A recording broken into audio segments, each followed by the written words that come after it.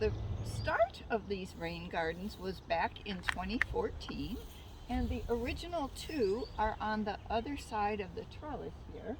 Those two were dug by Thurston students and teachers, some Toyota company volunteers, and some neighbors. And they dug both of those rain gardens, one a little deeper than the other, to just kind of try some things out. That was designed by Katie Woodachek at the beginning of her career with the Water Resources Commission. And she said it's the first ever rain garden that she designed. So we're really appreciative for all those folks.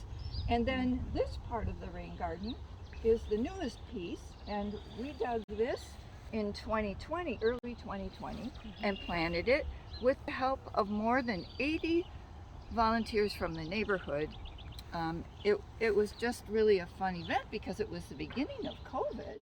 And so people were looking for something, I think, to do together.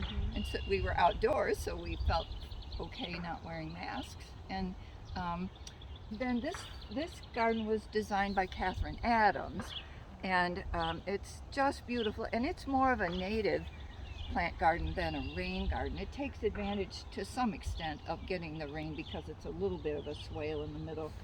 But mostly we just have all these beautiful native plants in it.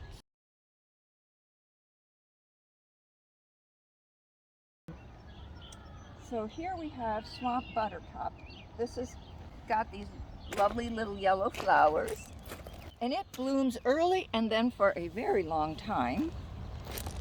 And if you look across that part of the garden, you can see the little blue and white flowers coming up on the iris. That's blue flag iris, and it's a really durable plant. This is called prairie smoke for this wonderful fuzzy bloom that it gets. It opens like a little flower, but then the fuzzy part comes out. This plant is a form of indigo. I believe it's cream wild indigo because that's what we planted, and so I think that's what this is.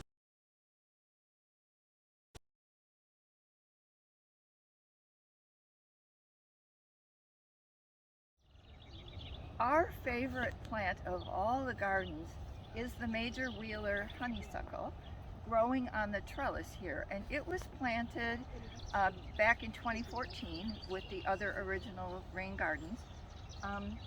It is a big attractor of hummingbirds. I've been here in the garden when hummingbirds have visited, and they just hover at the very end of these little tubular flowers and put their beaks in. It's really fun to watch.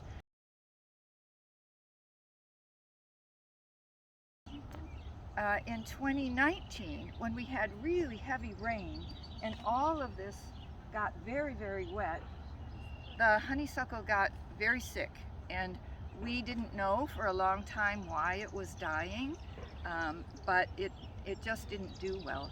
So one of the things that we thought would be a helpful thing would be to try to pull the water away from there when it did rain, and get it to drain. And we had the help of Boy Scout Gabriel Henberry.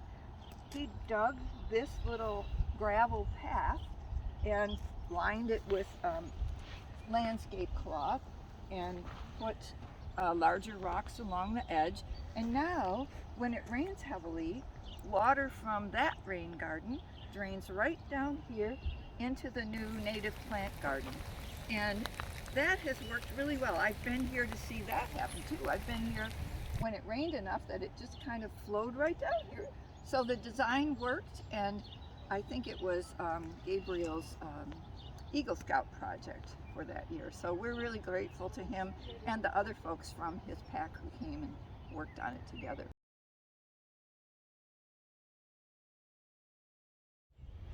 Well, we get very excited, and many neighbors do too as they walk by, about the rose mallow that grows in this garden especially well.